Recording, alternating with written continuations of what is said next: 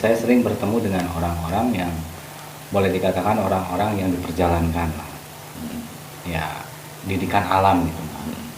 Ada sosok yang namanya Wangsa Negara. Nah, beliau ini meninggalkan hiruk pikuk dunia ini dan menyepi di sebuah pedalaman di Banten, dan beliau ini hanya ingin ketemu dengan sosok Presiden Jokowi ataupun siapa pemangku pemerintahan lah.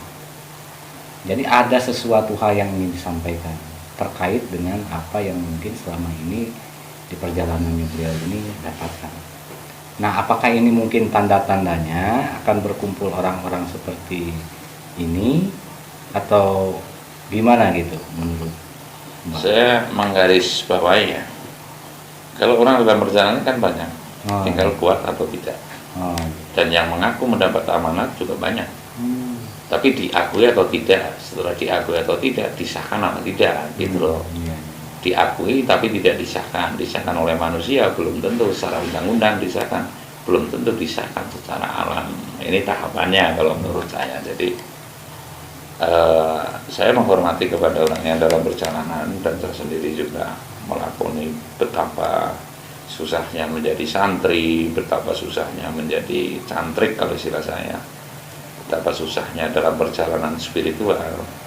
Namun rasanya kurang tepat manakala disampaikan kepada si penguasa sekarang. Mengapa? Saya sedikit pemahamannya.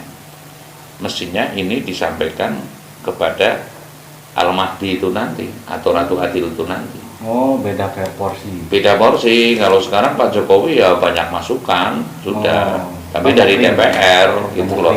Ya nggak mungkin akan didengarkan. Coba saja ke istana, nggak mungkin akan didengarkan siapa kamu, sebab semua kan teratur oleh protokoler. Berbeda dengan monarki, diatur oleh kekuatan wahyu. Contoh di Cilacap, di kota saya, itu dulu Ngarso Dalem datang ke namanya itu Panembahan Sumur Gemuling. Ini dasarnya bukan diundang oleh kepala desa atau apa, nggak meresmikan seperti sekarang apa enggak, tapi karena petunjuk langsung, mesti sowan ke Panembahan itu. Panembahan itu ya semacam tempat keramat gitu.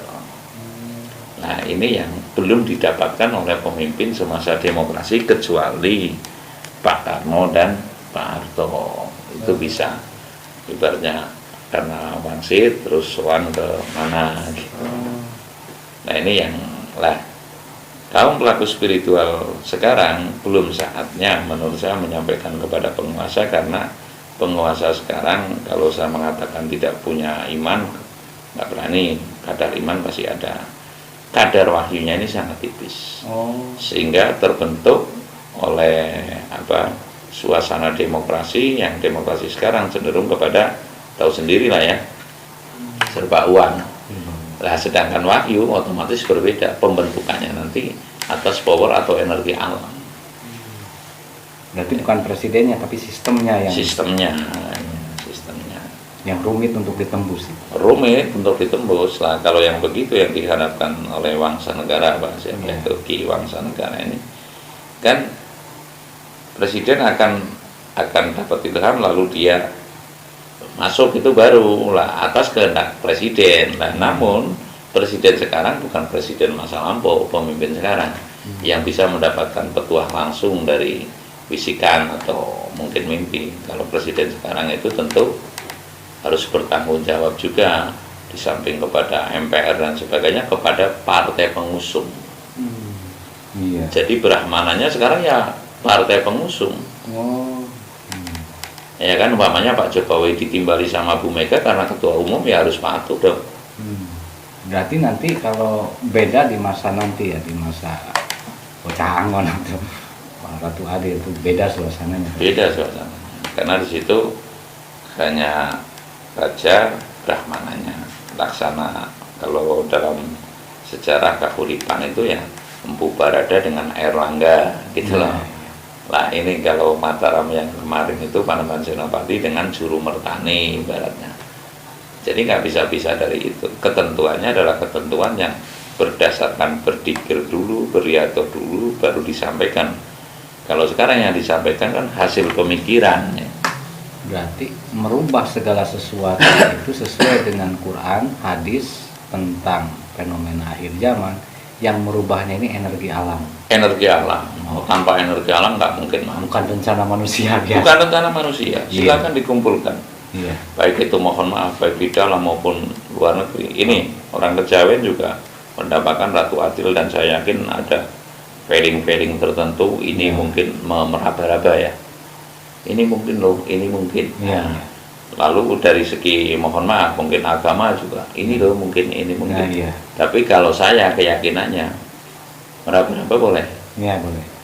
Tapi ketentuannya tetap energi alam yang menentukan begitu.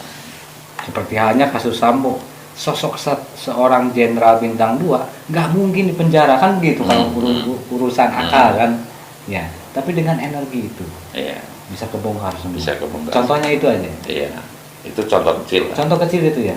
Apalagi nanti yang lebih besar lagi, wah. Ini kan peristiwa makro ini nanti. Tanda-tandanya udah mulai.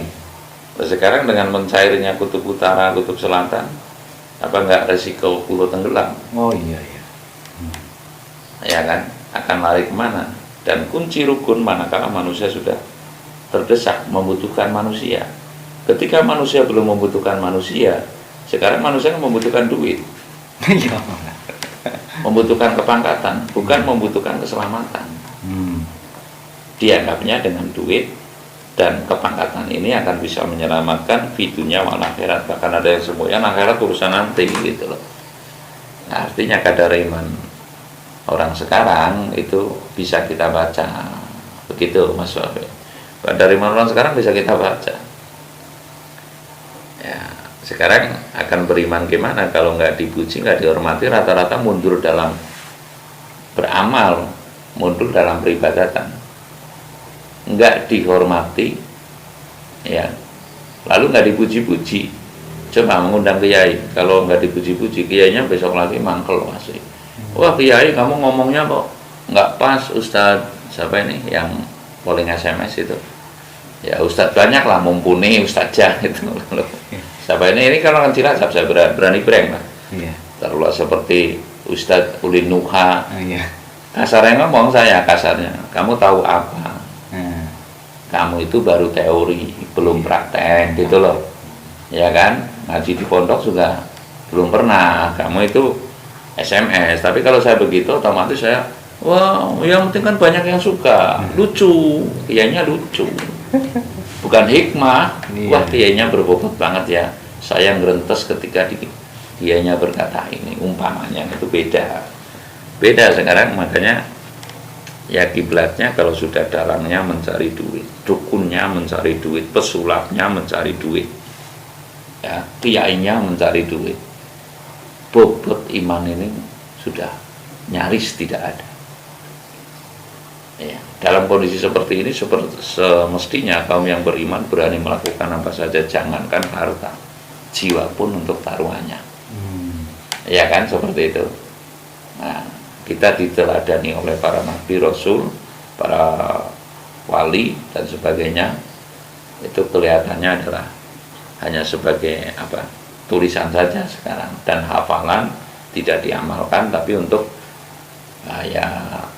ya proses finansial gimana caranya. Lu sekarang orang nggak punya duit kan sedih banget ya, termasuk saya, tapi masih dalam kolom pengendalian diri sehingga sewajarnya, sepatutnya, secukupnya gitu loh.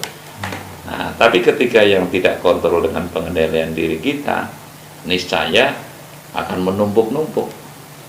Pantaskah, mohon maaf, sekarang sosok Brahmana itu tumpakannya bajero, rumahnya yang megah mewah, ya kan? Iya. Nah, ini ada yang saya bukan membenci ya, tapi ini kita saling mengkontrol. Jadi predikat ulama semestinya seperti apa, umaro seperti apa, gitu. Ya kurang lebihnya begitu Mas Adi. Iya. Terima kasih banyak atas waktu dan kesempatannya juga Ustadz Wafi dari Al-Wafa. Alhamdulillah, semoga saja kita selamanya selalu mendapatkan bimbingan dari Allah Subhanahu wa Ta'ala. Kita bisa dan kita selalu berada dalam energi yang positif, energi Al-Mahdi yang sesungguhnya. Amin ya Allah ya Rabbal Alamin. Terima kasih. Wassalamualaikum warahmatullahi wabarakatuh.